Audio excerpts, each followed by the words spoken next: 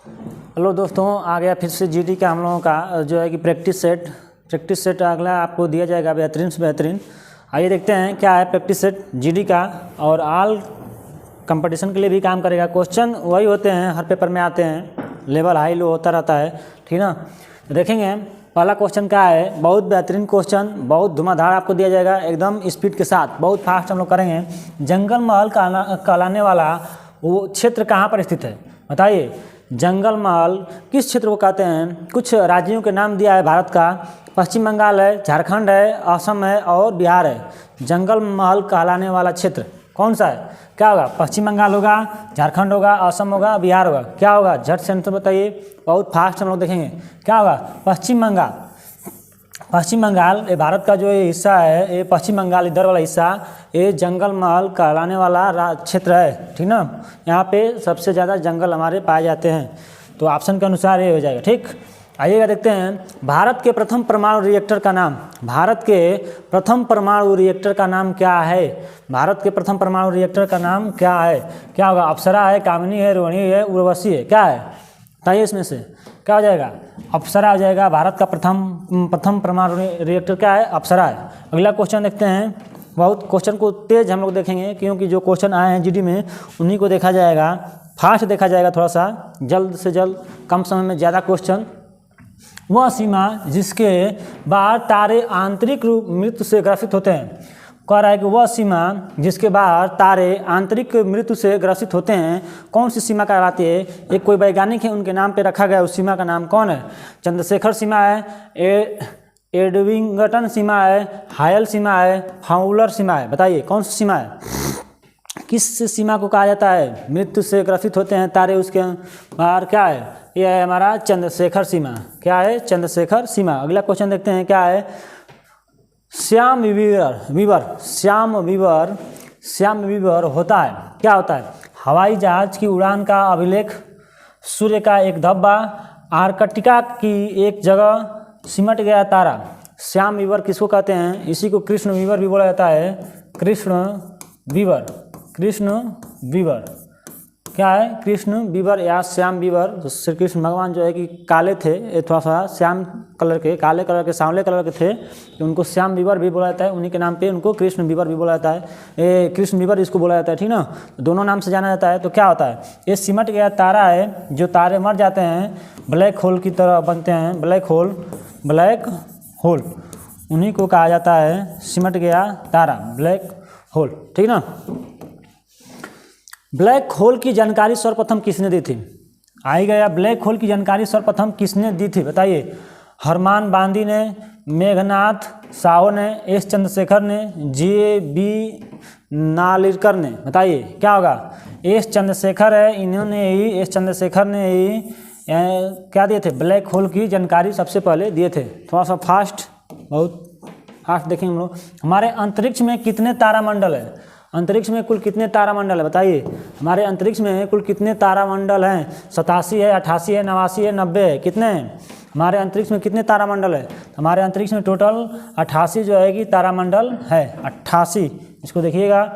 प्रकाश वर्ष का इकाई क्या है? प्रकाश वर्ष का इकाई क्या है? पूछ रहा है कि प्रकाश वर्ष का इकाई क्या है? समय है, दूरी है, चमकीलापन है, इनमें से कोई नहीं है। प्रकाश वर्ष की दूरी क्या होती है? तो प्रकाश वर्ष की इकाई क्या होती है? तो दूरी होती है। प्रकाश वर्ष की इकाई क्या है? दूरी है। अगला क्वेश्चन देखते हैं क्या है। सौरमंडल का सबसे गर्म ग्रह क्या है? सौरमंडल का सबसे गर्म ग्रह क्या है? बताइए। सबसे गर्म ग्रह, सौरमंडल का सबसे गर्म ग्रह पूछ रहा है। तो हमारे जो है कि 8 ग्रह हैं। मान लीजिए यहाँ पे बना दे रहे हैं सूर्य, ये हो गया हमारा सूर्य,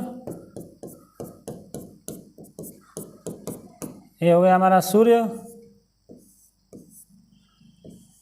ये हो गया हमारा सूर्य। इसके कितने जो है कि गर्म ग्रह हैं? 8 ग्रहों में बुध, शुक्र, पृथ्वी, मंगल, बृहस्पति, शनि, अरुण और एक वरुण होता है। 8 ग्रह हैं, इसमें सबसे गर्म ग्रह कौन है? तो सबसे गर्म ग्रह क्या हो जाएगा? सबसे गर्म ग्रह हमारा कौन है? ये होगा, ये बुध है। ये ग्रह कौन सा है? थोड़ा सा इसको देख लीजिएगा झट। ये हमारा ग्रह कौन है? बुध है। थोड़ा सा और मोटा कर रहे हैं इसको। बुध है, शुक्र, पृथ्वी, ये मंगल, बृहस्पति, मंगल, बृहस्पति, शनि, अरुण, यह वरुण। 8 ग्रह हैं। 8 ग्रहों में सबसे गर्म ग्रह क्या है? आपको लगेगा कि बुध, सूर्य के पास, सूर्य जलता हुआ है, हीलियम हाइड्रोजन है, इसमें जलता हुआ है, तारा है, इसके पास जो सबसे है वही गर्म होगा, लेकिन ऐसा कुछ नहीं होता है। सबसे अधिक तापमान वाला एक ग्रह माना जाता है, लेकिन ऐसा कुछ नहीं है। सबसे अधिक तापमान, सबसे ज़्यादा तापमान किसका है? ये हमारा शुक्र का है। क्यों? शुक्र के पास सबसे ज़्यादा कार्बन डाइऑक्साइड गैस है। कार्बन डाइऑक्साइड गैस है, ऑक्साइड गैस है, कार्बन डाइऑक्साइड गैस है। सबसे ज़्यादा 96% के करीब में यही है। कोई भी चीज़ अपने आप में 100% होती है, 96% के करीब में कार्बन डाइऑक्साइड गैस शुक्र के पास है। और कार्बन डाइऑक्साइड गैस कैसी गैस है? ग्रीन हाउस गैस है। तो ये क्या होता है कि सूर्य से जितना भी प्रकाश इसको मिलता है वो अपने पास ही रख लेता है, और ग्रीन हाउस से कार्बन डाइऑक्साइड गैस जो है गर्म गैस है, ग्रीन हाउस गैस है, तो ये अपने आप को क्या करता है? हमेशा गर्म रखता है। इसका तापमान सब ज़्यादा रहता है, 464 से कुछ 464 के आसपास में सेंटीग्रेड हमेशा रहता है, ठीक ना। तो आप देख लीजिएगा सबसे गर्म ये है, ये आपको बुध नहीं होगा, ठीक ना। तो हमारा सूर्य से दूसरे नंबर पे है, लेकिन सबसे गर्म है, ठीक। उसके बाद आ जाइएगा, देखते हैं ये मंगल और बृहस्पति के बीच में हमारे क्षुद्र ग्रहों की पेटी पाई जाती है। इसको आप देख लीजिएगा, ये थोड़ा सा इस पर देख लेंगे हम। तो ये हमारा क्या हो गया? बुध। क्या हो गया? कहाँ गया? बुध है नहीं, सॉरी शुक्र हो जाएगा। पृथ्वी की भगनी, उस भोर का तारा, शाम का तारा, ठीक ना। ऐसे कुछ ऐसे सब इसके नाम दिए जाते हैं, कई सारे नाम हैं। आपको ग्रहों के बारे में डीपली बता देंगे हम एक वीडियो में, तो इसको सब यहाँ से आपको मिल जाएगा। चलिए आगे देखते हैं। निम्नलिखित ज्वालामुखी में से किसे भूमध्य सागर का प्रकाश स्तंभ कहते हैं? कौन सी ज्वालामुखी है जिसे भूमध्य सागर का प्रकाश स्तंभ कहा जाता है?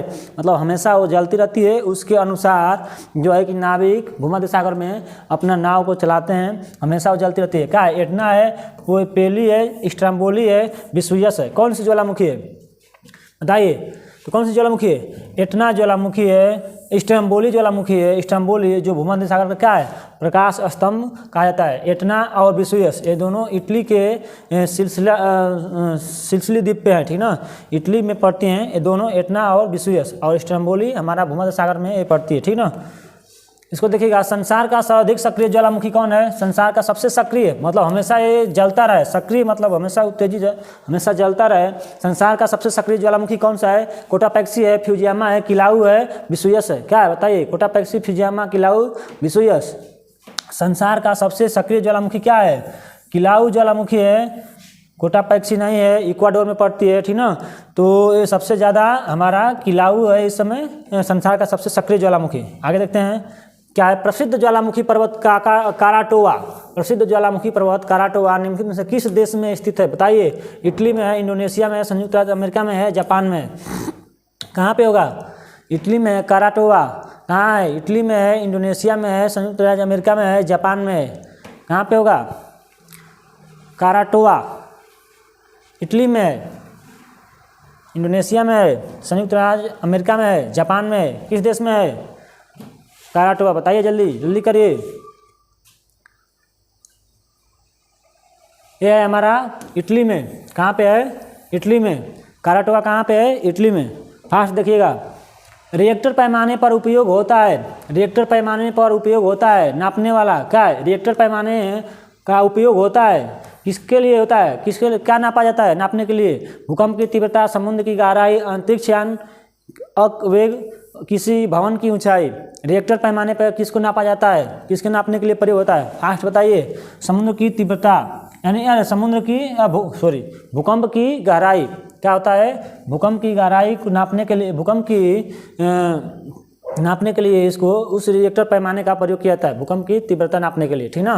भूकंप की तीव्रता नापने के लिए। आगे देखते हैं क्या है। निम्न में से निम्न में से किस महाद्वीप में सबसे अधिक देश हैं? किस महाद्वीप में सबसे अधिक देश हैं? किस महाद्वीप में? यूरोप है, एशिया है, अफ्रीका है, उत्तरी अमेरिका है? क्या है बताइए जल्दी।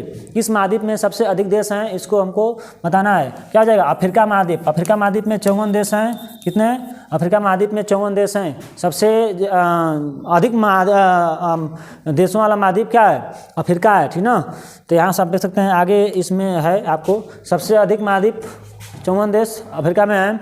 यूरोप में हमारे कितने? यूरोप महाद्वीप में 51 देश हैं। एशिया में 50 देश हैं। उत्तरी अमेरिका में 23 देश हैं और दक्षिण अमेरिका में 12 देश हैं। ऐसे यहाँ से आप देख सकते हैं। हिमालय का विस्तार आराकानयुमा जिस देश में स्थित है वह देश है। हिमालय का विस्तार आराकानयुमा। आराकानयुमा एक पहाड़ी है, एक पर्वत श्रेणी है, वो पर्वत है। वो जिस देश में स्थित है वो कहाँ पे? किस देश में बताइए? म्यांमार है, बलूचिस्तान है, नेपाल है, कश्मीर है। क्या होगा? हिमालय का सबसे पूर्वी पहाड़ी है और सबसे पश्चिमी एक पहाड़ी है। मान लीजिए यहाँ से हमारा ये हमारा हिमालय हो गया, भारत का नक्शा है, ये हमारा मान लीजिए हिमालय हो गया। तो हिमालय पर्वत को हम देख ले रहे हैं। हिमालय पर्वत यहाँ से जम्मू कश्मीर से अरुणाचल प्रदेश तक फैला है। तो हिमालय का सबसे जो इधर वाला पहाड़ी है, इधर की जो सबसे बड़ी पहाड़ी है, इसका सबसे लास्ट वाली, इसका नाम है नंगा पर्वत, नंगा पहाड़ी। इधर सबसे जो लास्ट में है, म्यांमार देश में पड़ती है, इसका नाम है आराकानयुमा।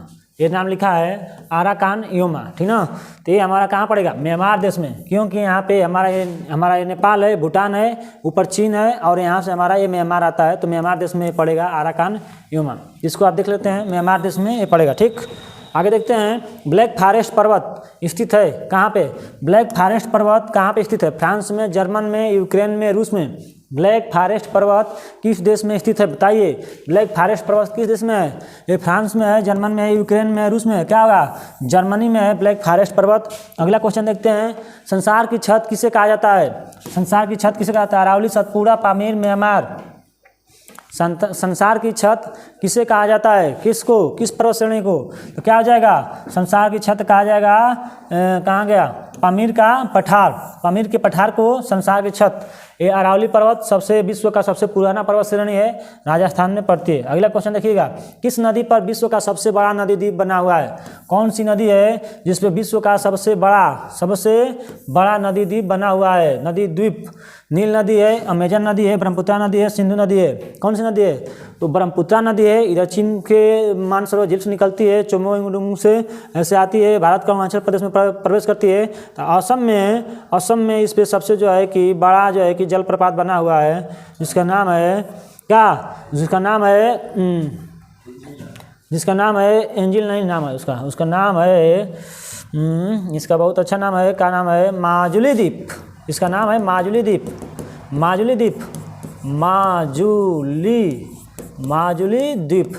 माजुली द्वीप है, असम में पड़ता है।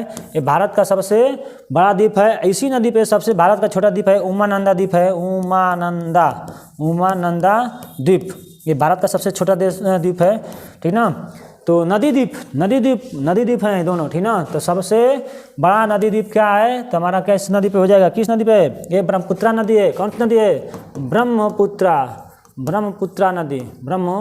नदी। क्या है? ब्रह्मपुत्रा नदी।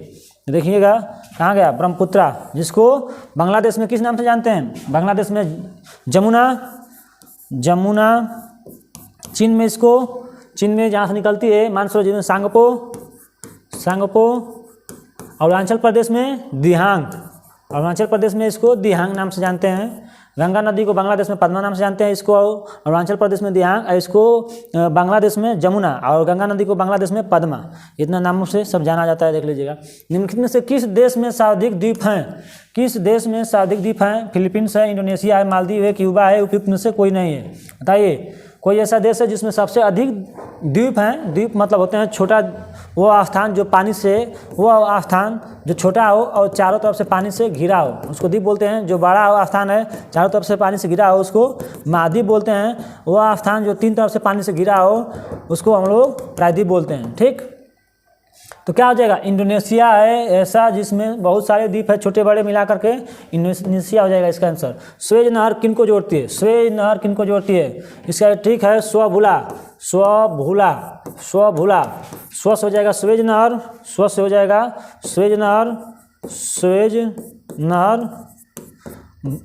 भू से हो जाएगा भूमध्य सागर, भूमध्य सागर, भूमध्य सागर, और ला से हो जाएगा लाल सागर, लाल सागर, लाल सागर। तो स्वभूला, स्वेज नहर किसको किसको जोड़ती है, स्वभूला ट्रिक रखिएगा याद, स्वभूला, स्वभूला ट्रिक याद रखिएगा। ये क्या हो जाएगा, भूमध्य सागर और लाल सागर। स्वेज नहर किसको जोड़ती है, भूमध्य सागर और लाल सागर। खूब क्वेश्चन पूछता है इससे। आगे देखिएगा, निम्नलिखित में से कौन सा देश गेहूं तथा चावल के उत्पादन में संसार में सबसे बड़ा है, सबसे बड़ा उत्पादक देश है, बताइए कौन सा होगा। चीन है, भारत है, रूस है, यूएसए, क्या होगा। कौन सा देश है जो गेहूं तथा चावल के उत्पादन में संसार यानी विश्व में सबसे बड़ा है, क्या है। तो हमारा ये चला जाएगा चीन, क्या हो जाएगा, चीन। आगे क्वेश्चन देखिएगा क्या है, विश्व में गन्ने का सबसे बड़ा उत्पादक कौन है। विश्व में गन्ने का सबसे बड़ा उत्पादक कौन है गन्ने का। ब्राज़ील है, चीन है, भारत है, इंडोनेशिया है, क्या है इसका। गन्ने का सबसे बड़ा उत्पादन देश कौन हो जाएगा, ब्राज़ील हो जाएगा। चीनी का कटोरा क्यूबा को बोलते हैं, ये सब चीज़ें याद रखिएगा। विश्व में चुकंदर के 2 सबसे बड़े उत्पादक देश बताइए। चुकंदर उत्पादन में बेल्जियम एवं चीन, फ्रांस एवं रूस, जर्मनी, संयुक्त राज्य अमेरिका, तुर्की एवं यूक्रेन। कौन सा देश है जो चुकंदर का सबसे बड़ा उत्पादक देश है, जो है कि चुकंदर से हमारा चीनी बनता है, चीनी बनाया जाता है चुकंदर से। चीनी जो है कि गन्ने से बनता है, चुकंदर से बनता है। उसके बाद खजूर से बनता है, ये सब चीनी बनता है। ये फ्रांस और रूस हो जाएगा, फ्रांस और रूस चुकंदर का सबसे बड़ा उत्पादक देश है। हरित गृह प्रभाव, बहुत इंपॉर्टेंट क्वेश्चन, VVI कर लीजिएगा, VVI very very important, very very important, खूब पूछा जाता है हर पेपर में। हरित गृह प्रभाव क्या है। वैश्विक तापमान में वृद्धि है, वैश्विक तापमान में कमी है, सागर में जल के तापमान में वृद्धि है, नदियों एवं झीलों के ताप में वृद्धि है। तो क्या आ जाएगा, वैश्विक ताप में वृद्धि, मतलब विश्व का जो तापमान है, जो हमारा ग्लोबल वार्मिंग है, यानी वायुमंडल का जो तापमान वृद्धि है, उसी से है हरित गृह प्रभाव। हरित गृह गैस जो ग्रीन हाउस गैस है उसी को बोला जाता है। पशुओं को दिया जाने वाला कौन सा दर्द निवारक भारत के गिद्धों के लगभग विलुप्त होने के लिए उत्तरदायी है। मतलब कौन सी ऐसी दवा है जो पशुओं को दी जाती है और जो है कि उसके कारण जब पशु मर जाते हैं उनको फेंक दिया जाता है खुले वातावरण में, तो जो भी हमारे पक्षी हैं, जीव जंतु हैं, उसको खा करके जो है कि उसको मर जाते हैं, उस दवा का प्रभाव उनके ऊपर जाता है। तो उसमें जो है कि सबसे ज़्यादा वो हानिकारक गिद्धों को हुआ, जिसके कारण गिद्ध हमारे विलुप्त होने लगे। कौन सी दवा है, आइबुप्रोफेन, एसिटामिनोफेन, एस्प्रिन, डिक्लोफिनेक। बताइए कौन है, नाम थोड़ा टेढ़ा है, बताइए कौन सा दवा है। ये हमारा हो जाएगा डी वाला ऑप्शन, डिक्लोफिनेक, डिक्लोफिनेक, ठीक, इसको याद रखिएगा। आगे देखिएगा क्वेश्चन क्या है, ध्वनि का वेग अधिकतम होता है किसमें। ध्वनि का अधिकतम वेग किसमें होता है, बताइए। ध्वनि का अधिकतम वेग निर्वात में, वायु में, जल में, इस्पात में। ध्वनि का अधिकतम वेग किसमें होता है, क्या होगा। निर्वात में तो ध्वनि शून्य हो जाती है, इसमें तो शून्य हो जाएगी, बिल्कुल आवाज़ें नहीं जाएगा। वायु में, जल में, इस्पात में, लोहा में यानी इस्पात में सबसे ज़्यादा ध्वनि, अरे लोहा का नहीं, स्टील में सबसे ज़्यादा ध्वनि होती है, यानी इस्पात, स्टील में सबसे ज़्यादा ध्वनि चलती है, ठीक ना।